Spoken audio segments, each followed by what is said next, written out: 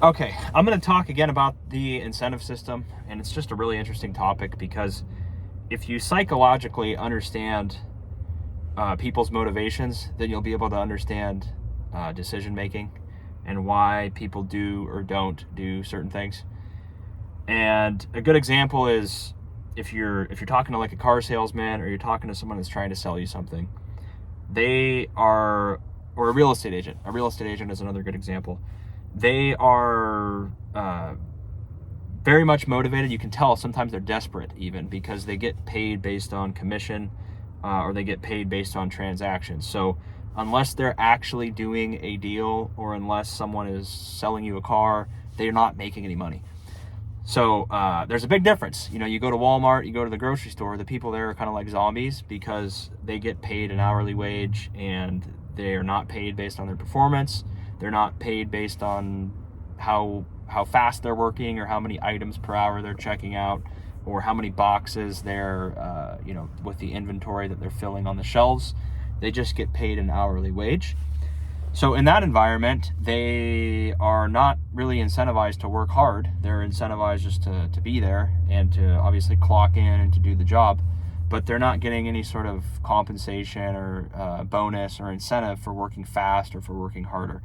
So theoretically, the slowest stalker that's stocking the shelves, or the guy that's really slow at checking people out for the grocery store, is getting paid the same as the guy that's maybe like an 18-year-old kid that's really working hard and doing all the extra stuff and scanning the items really fast, and they're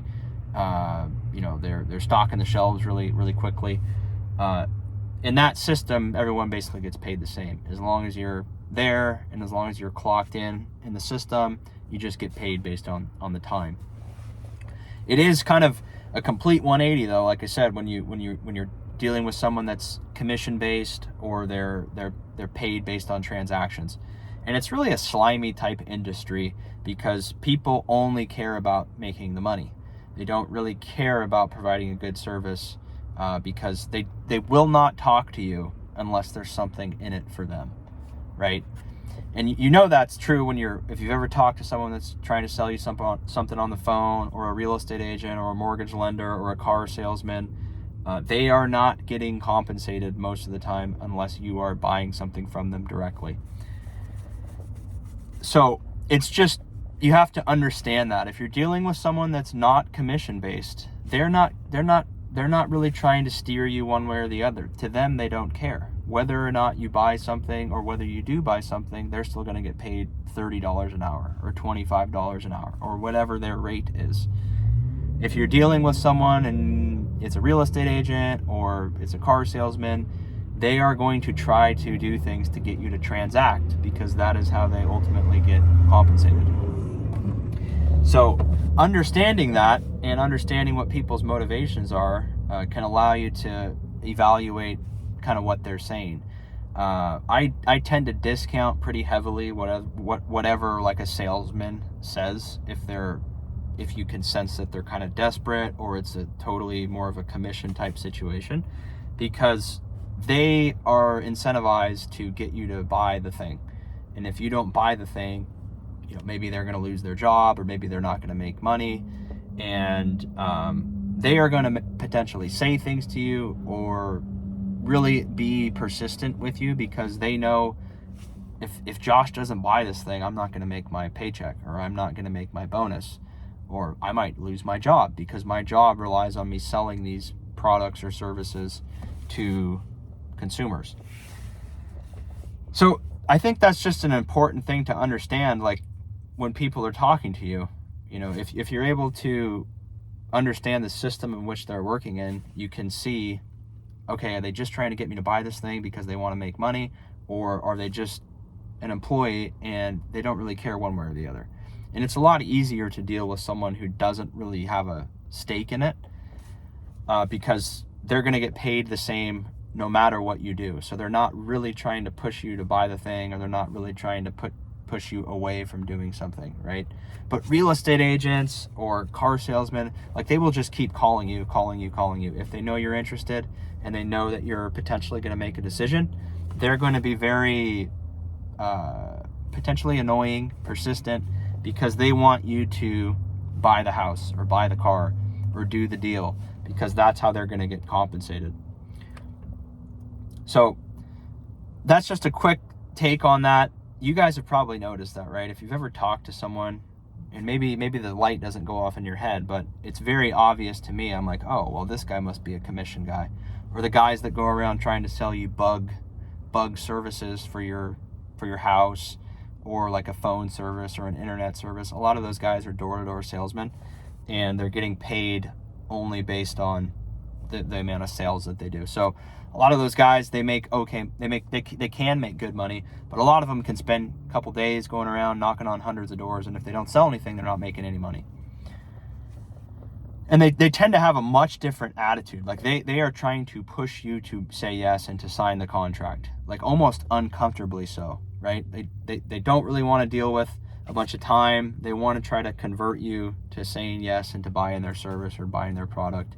And I don't like those type of people because it's just uncomfortable. They are trying to get you to buy their thing so they can make money. And I'm not against people making money. I'm not against people trying to do that, but you have to understand their motivation. They do not care if you're happy, or really they don't care about all your objections. They are in the business of diffusing your objections and then trying to get you to sign an agreement. And sometimes it can be fine, right? If they're selling a good product or you need the service or whatever, it's a win-win. But a lot of these places are kind of scammy places. The product is maybe not the best, the service is not the best, and they're trying to get you to emotionally sign an agreement or sign up for something that you're going to be paying for 6 months or 12 months or multiple years even. So understanding that, you can evaluate people a little bit better if you understand how they're getting paid and the system in which they're operating in. And it's very clear when after someone sells you, right, and their job is maybe done, like they don't want to talk to you anymore. The salesman doesn't want to talk to you, or they don't want to deal with you. They don't want to do customer service for you because they don't get paid for that, right? So they might promise you the world before you sign up with them, but then after you sign up with them, they're not going to even respond to you or do anything with you because they don't get paid for helping you. So you have to understand that as the consumer. You ask the person, hey, what's the customer service? Are you going to help me? Are you paid to help me? And if they're not incentivized to help you, they're not going to help you, right? They're going to focus on selling because that's how they get paid. And they ultimately have to look out for themselves, right? A lot of customers will think, oh, this guy sold me this product and now I'm calling him and he doesn't get back to me. It's because they don't want to deal with you. They don't get paid for dealing with you.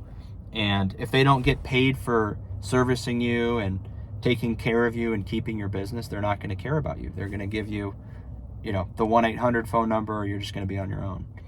So those are good questions to ask. And if you understand how someone gets compensated, then you know where you're aligned.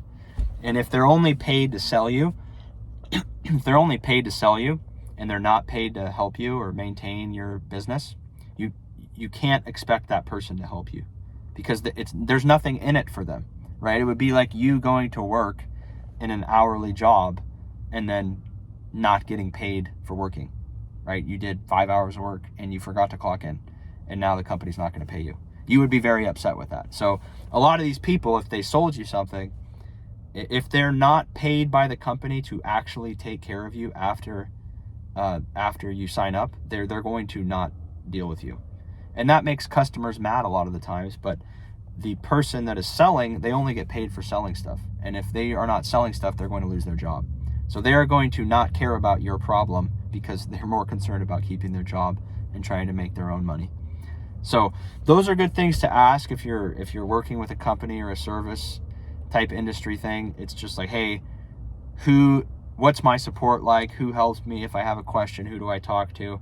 Because if you think that the person who sold you stuff is going to be helping you and available and willing to work with you, that might not be the case, right? So interesting. You guys let me know what you think on it.